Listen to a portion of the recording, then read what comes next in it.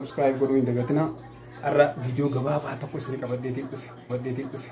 Namni tokko maallaqa yoo hin qabaanne biizinasa eegaluu ni danda'a. An biizinasa eegaluu ni fedha garuu maallaqa hin qabu. Namoonni hedduun jedhanii irra jireenya yookiin jireenya isaanii guutuu isoo abjuu yookiin yaada biizinasa eegaluu qabanii maallaqa hin qabu. Biizinasa tokko start godhuuf kaapitaala hin qabu jedhanii warreen turaniif yaada qabadhee dhufe. Eeyyee ni danda'a. Qabxiiwwan hanga kana qabaachuu qabda.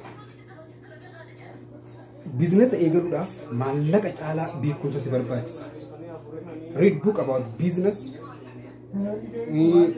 Wantoota waa'ee biizinasaa qoradhu. Waa sadii fayyadamuu danda'uu qabda. OPM, other people money, OPP, other people brain, and other people energy. Humna nama biraa, maallaqa nama biraatii fi sammuu teetii walitti merji gootee wal quunnamsiiste biizinasa guddaa dalaguu dandeessa. Sammuu tee qofa qabattee, humna tee qofa qabattee jijjiiramuu hin dandeessu. Waan kana fakkaatu namni tokko guyyatti yoo haalaan hojjete, if you work hard you never ever reach. Yoo haalaan hojjete hin tujjaartu waan jedhamu. Yoo haalaan hojjete jechuun hojii teetirraa dadhabaa ta'uu osoo hin taane halkanii guyyaa kallattiin hojii sayyuuniif hojjette tujjaaruu hin dandeessu. Fakkeenyaaf namni tokko haalaan kan hojjetu abbootiin keenya haalaan hojjetti. Yoo xiqqaate sa'aa 10-8 ol hojjeta. Guyyaa tokkotti yoo xiqqaate sa'aa 1 yoo hojjette qofa. If you can't work at least 100 hours per day, you can't be rich. Yoo xiqqaate sa'aa 100 yoo guddate sa'aa 1,000 fi sanii ol yoo dalagde malee tujjaaruu hin dandeessu. How can I work 1,000 hours per day? Guyyaan sa'aa 20 qaba akkamittiin sa'aa 1,000 dalaga jechuun gaaffii.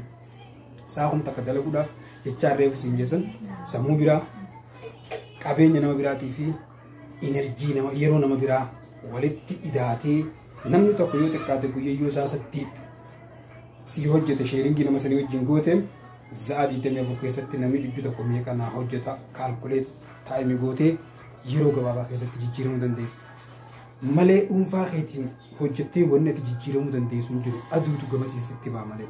Kanaafuu guruppiidhaan namoota walitti ijaartee hojjechuutu saffisaan si guddisa. Kaapitaala gahaa qabaachuu hin qabu jettee abdii kutattee hin taa'in. Never ever give up. Sababa hin dhaleessin.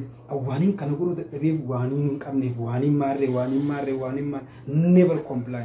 Never ever give up. Harka hin kennin. If abdii hin kutate. Jaakman akkana jedhe. Namni tokko this guy still have a chance. Hanga inni abdiin kun natti carraa qaba. Fakkeenyaaf dogongoree namni tokko yookiin waan tokko sababa waan tokkootiif akkana ta'e kaniin kufe yookiin kaniin dadhabe waan maallaqa dhabeef waan namni akkasina godheef waan sababa nama biraa dhaleessaa oollaan sababa waan biraa dhaleessaan namni kun carraa hin qabu jira. Anniin dogongoree waan an dadhabaateef anniin kufe waaniin an akkana ta'eef waaniin an dogongoreef jette profiit gootee jijjiiramuu dandeessi jechuudha. Kanaafuu namni maallaqa qabaachuu dhabeef biizinasa eegaluu danda'u barumsa qabaachuu barumsa waa'ee biizinasaa yoo qoratte abbaa feetu hojjetanii ta'a.